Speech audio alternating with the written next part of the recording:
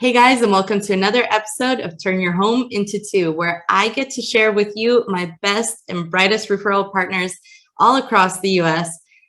Here today with us is Jason Geroux out of Arizona. Jason, welcome to my show. Thank you so much for being here.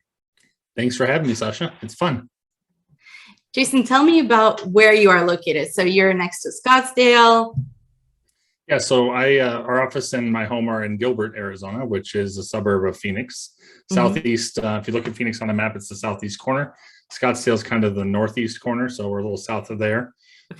Most people know Scottsdale, they know Phoenix, but Gilbert and Chandler are in the Southeast Valley and very similar to Scottsdale without the multi-million-dollar price tags. So lots of amenities, really cool place to be. Golf courses everywhere. Yeah, beautiful winter weather, and yeah, if you're in your area, you have to get used to not having rain every day. But you know, other than that, yeah, we pray for rain. You guys pray for sun. It's kind of like the other side. Well, that's a great segue into our birds who want to get out of Seattle and who want to find that dry, beautiful, dry place on earth to escape to that's not too far away at all. And like you mentioned, accessible, like price wise. Tell me more about the difference between Gilbert and Phoenix. So if you just go outside of Phoenix, you find amazing opportunities, right? Yeah. So Phoenix is like an urban sprawl is kind of what we refer to it as. So most people are used to like a heavy city center and then little suburbs around. Phoenix is kind of the city, and then it just kind of expands out. So there's really no breaks. You say go out to Gilbert, it's kind of, 20 minutes I'm in Phoenix. It's not a big move. But in terms of housing prices, if you look in the Phoenix Metro as a whole, our average price is about $475 for a home. That's everything in the MLS for all the Phoenix Metro area.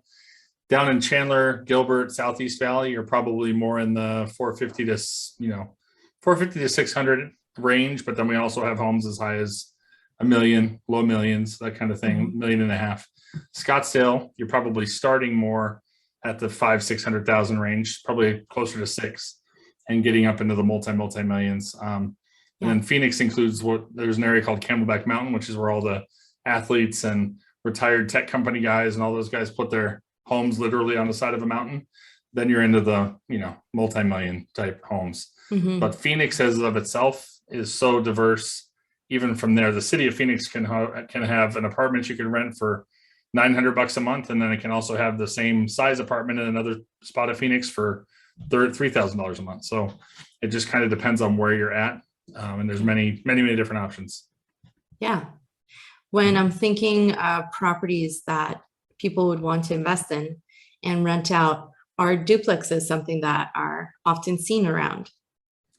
Yeah, duplexes, multifamily in general. I would say, that kind of 8-plex or less. There's several of those. You just have to be a little bit more, do a little bit more due diligence to make sure you're finding the right area and the right type of property. Because there are some areas that I would not recommend people invest in just because of, tenant turnover and different things like that. And then there's other areas that are more stable in those ways. But in terms of investments, you want to probably look at the outlying areas of Phoenix, just because that's where the price and the cash flow still makes sense. Places like Santan Valley or Florence, Maricopa, Buckeye. There's just, if you look at the map, all around the outside of the city is about where they're still affordable. The further into the city you get, the less your cash flow is going to make sense if you're using it as a rental property. And just as a reminder for all of the people that are interested in investing and getting a second home or rental property, this is why the show exists. This is why we network all the time to find out who our people are that know their market area so well that if you ask them, what if I get a duplex or a triplex, they'll know where to take you and they won't waste your time. They won't waste your resources. So Jason is one of those people, and this is why he's here. We also do property management as well. So that also helps on the investment side. So we're going to come at it not just from the sales market knowledge, but also from this home could rent for this much and help you with projected expenses and things like that. So especially if you're a new investor, you don't own one yet, maybe you're looking, like you said, for a second home or maybe a home for retirement down the road that you're not ready to move into. having somebody that can speak both sides of the market, if you will, is helpful as well. So I appreciate the compliment. Thank you. Yeah, but it's true. And so walk us through, I know you mentioned those areas. What about places next to universities or next to big hospitals? What kind of, if I have never been in Phoenix or the greater surrounding area and I fly in there, what do I expect to kind of see? So the joke around here is that everything's a half an hour away. It seems like that's the case. So if you want, wherever you are in Phoenix, we're not going to be like your Los Angeles or super congested places where you're going to have to sit in traffic for 2 hours if you live in the suburbs, things like that. So we have Arizona State University right here in Tempe, which is central near the Phoenix airport. We've got smaller community colleges around town as well. Grand Canyon University is another college here in the area. They're on the kind of central northish side of Phoenix, right off the I-17 freeway. But then you asked about businesses. There's a lot of places. Tech is big here because our weather is so stable that you'll see a lot of like data centers and places like that come here because there's not risk of natural problems, natural disasters, things like that. So Intel, Honeywell, Meta/Facebook just is opening a huge data center out in the southeast part of the valley. Wow. So there's lots of tech, and then healthcare, as with anywhere, especially those of us that have booming housing markets, you're seeing healthcare kind of explode as well, just because there's a need for that. So if you're in the healthcare field, there's really not a place I would say, oh, look in this city, because you're going to have opportunity wherever you are. But just know that to get to Phoenix from the Southeast Valley is about half an hour, and to get to the West Valley is about half an hour. So you're always about half an hour from downtown. That's amazing. Our sports, I'll throw this in too because I'm a sports guy. Our sports stuff is spread out. So like the Arizona Cardinals NFL team plays on the west side of town. The Phoenix Suns and the Arizona Diamondbacks play right in the central Phoenix.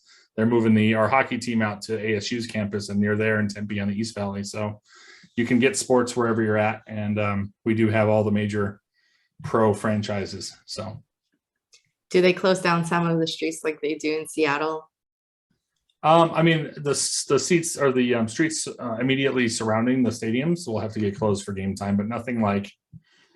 Super far out. But the Cardinals is the big one because our stadium seats 70,000 people. So yeah, it's on Sundays, you don't want to be anywhere near that place if you can help it, unless you're going to the game. So unless you're going to the game. Yeah. And we don't talk about those teams between you and I, right? Because it's the Seahawks and the Cardinals are like rivals. So. We're fine not talking about that. Better. Oh, go ahead. Sorry. What about things, the Pacific Northwest, we love to do things outdoor. Walk us through some of those opportunities.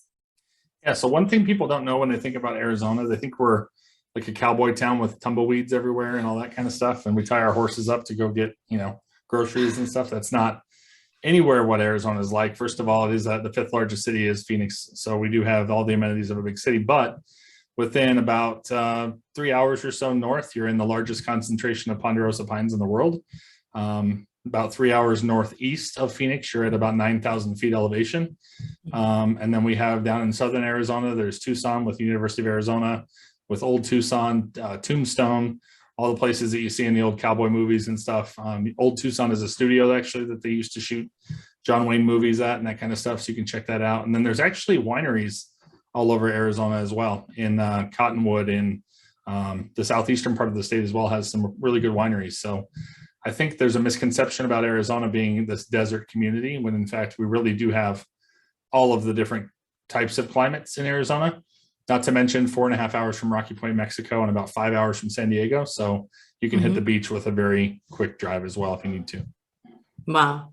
Now you're talking me into moving there. I mean, honestly. Right? Well, you came down and you saw the Grand Canyon, which is in northern Arizona. I did. I flew into Page, and you can tell me which freeway I took, but I went up, and the Ponderosa Pines. It was so beautiful. I didn't expect it, and the way that the scenery changed from the desert, which I loved because this is why I came there. I wanted to see it, and then the pines, and I felt like I was back in like East Washington, Idaho area. I felt very much at home there. And then going up, there was snow, and I didn't expect to see snow. So Yeah, Flagstaff 7,000 feet elevation, and the mountains there are up to over 10,000. So I mean, you're going to get weather when it's precipitating. It's going to be snow up there. That's my neck of the woods. I graduated from Northern Arizona University, so that's in Flagstaff, and kind of a smaller campus, like 15,000 students, whereas ASU is like 70,000 students. So it's a good option if you don't want to live in the city and go to school. So yeah, awesome. Shout out to the college students out there. Right. What about, are there opportunities in real estate to own like a little cabin up there to escape to or to rent out? Because I know people would love to stay there. It is gorgeous. Yeah, so mountain communities in Flagstaff, also Show Low and Pine Top, which is northeast of town, offer really good Airbnb options for people. We have a lot of investors that are looking up in those areas. I have a couple of friends that have cabins there, and we usually try and hit one of them at least once a year for a few days just to get out of town. You know, it's not a secret. It's warm here during the summer, so it's nice to have a mountain getaway.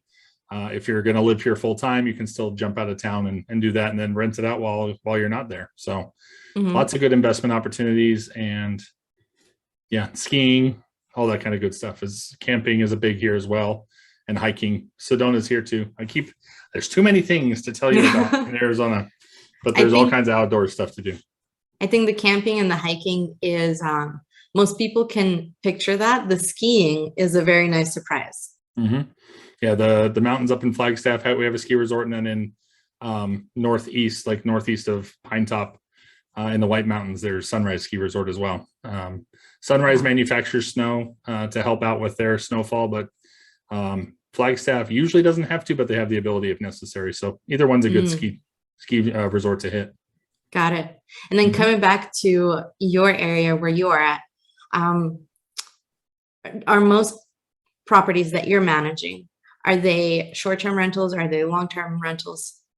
We manage mostly long-term rentals. We do have a VRBO arm. One of our agents, Kim Elder, is in charge of VRBOs, and she probably has like 8 or 10 that she's managing.